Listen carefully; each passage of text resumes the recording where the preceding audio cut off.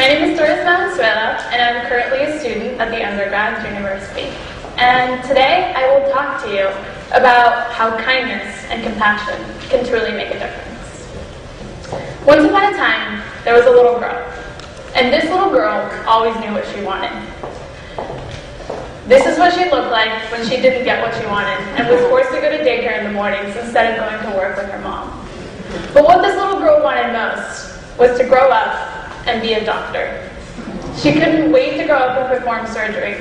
To get ahead on her practicing, she'd practice on her mom. She'd demand that her mom lie down for she was going to operate. And let me tell you that this little girl would not give up until her mom cooperated.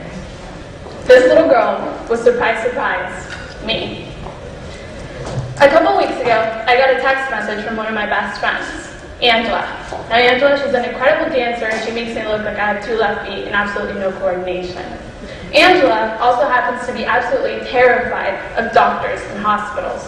She hates you all. So she sent me a text message and it said, I hurt my ankle while I was dancing, so I went to the doctor to have it checked out. And as soon as he touched my ankle, I passed out because I was so terrified. Now, this made me laugh because it made me think about what different opinions we have towards the medical field. But not only that, it made me think of how we develop these different opinions.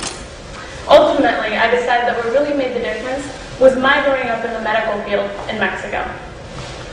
You see, I was born in a small city called Los Mochis, and my playground was my mom's medical laboratory.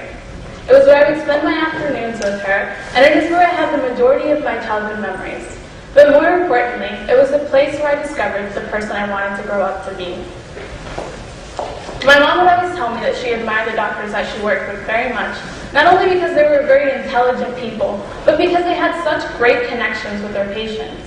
And so I decided to pay close attention, and I discovered a world of kindness and compassion. And these doctors, they were like chameleons. They would change their personalities and their tone of voice entirely, depending on the patient that they had. Sometimes a patient would walk in, and you could tell that this patient was very affluent and had a lot of money. So they'd talk to them in a very warm but very formal manner. And then other times, another patient would walk in, and you could tell that they were very poor, like maybe a humble farmer from outside of the city. And to them, they'd talk, they'd bring up the jokes, and they'd talk in a very pleasant tone, and they'd make their appointments so casual to make that patient feel comfortable. The patients would walk in and they'd say, "Hey, amigo, ¿cómo está? I told you to stop eating all those tacos. They're not good for your health."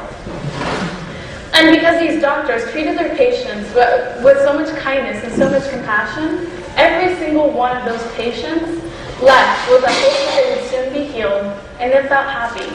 And for me, watching these doctors inspire hope and inspire happiness in other people, it made me truly admire them and want to grow up to be like them. But my admiration didn't stop there. My own doctor, my pediatrician, Dr. Sivan, was always very kind to me.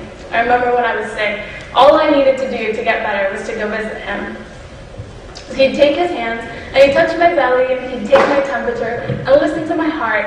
And just because he touched me, and he told me that I was going to feel better, I felt better. I felt cured by his hands. I remember one time I walked out with my mom, and I told her, "Mom, I think that Dr. Sivan has magical healing hands. I don't even feel bad anymore. I, too, want to have magical healing hands when I grow up." And thus began my love for the field of medicine. This summer, my love was reassured. This is where the majority of the people want to spend their summer. But me, being me, this is where I wanted to spend my summer. I went to one of the local public hospitals, and I shadowed an ER doctor. And now the first day I was there, this doctor showed me how he examined his patient. And it was truly a work of art.